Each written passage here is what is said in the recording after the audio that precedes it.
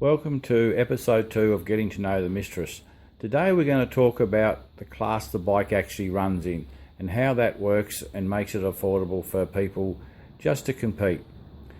The class we run in is a dial your own handicap class whereby riders must nominate a time that they expect their bike to run over the quarter or eighth mile. For example, if your bike is a 10-second bike, you dial in 10.0, I'll dial in 9.5 or thereabouts, depending on how I think the bike's going to run. You will leave the start line 0.5 of a second roughly before me. The difference at the other end will be the difference on how we performed on the bike. For example, how well either of us reacted to the green light or our shift points. Both have a bearing on whether we can make the perfect run. It's no point running 9.5 if I sat there for 0.2 of a second and let you give you an extra 0.2 head start. I'm never going to catch you. The display board you can see there with the 6:07, that's an 8th mile time, probably left over from Portland. That's what I expected the bike to run in the last round that I ran there. Now, a lot determines this, but we'll go into some of that later. The whole point is I cannot run quicker than that 6.07. So if I dial in 6.07 and I run 6.06, you get to win, provided you ran above your dial in. Likewise, I cannot red light, which is classed as jumping the start. This keeps it fair and it stops people from sandbagging.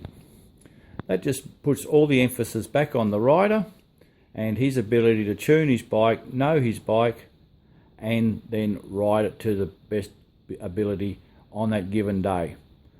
Little variables such as track and headwind can come into that, and that's where you've got to use a little bit of guesstimation.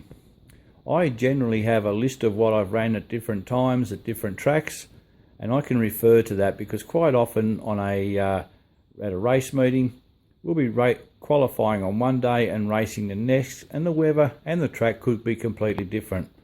I'll refer to my notes and set the bike up and dial in what I did under similar conditions last time I was at that track or the time before, just depending how long ago it's been since I've seen those weather conditions. Other little things that may change, my weight will affect the bike. If I've lost weight, gained weight. So there's a few different things, or any changes that I've made to the bike since I was last at that particular track. I don't tend to make too many changes to the bike, the biggest one being the clutch, which we'll explain in another edition. So there you go. It's an affordable class. It's run across any of what they call group 3 classes. Cars do it, bikes do it, junior dragsters do it, and it just helps everyone compete.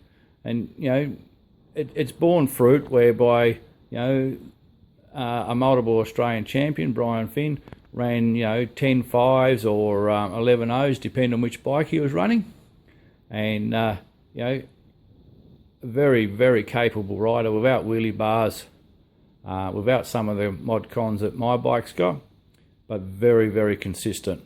The other thing is too to remember is you can always beat yourself. Red lighting, missing gears, just not riding the bike to its potential will quite often give you a loss rather than a win. Sometimes it's not who rode the best race, but who made the least mistakes. There are no second chances. You've got 6 seconds from go to woe over the 8th, 9.5 over the quarter. It's all over in a flash. There is no next lap or no next corner. If you don't get it right, you're on the trailer and going home. Okay, thanks for listening, and we'll see you for episode 3 soon. Bye.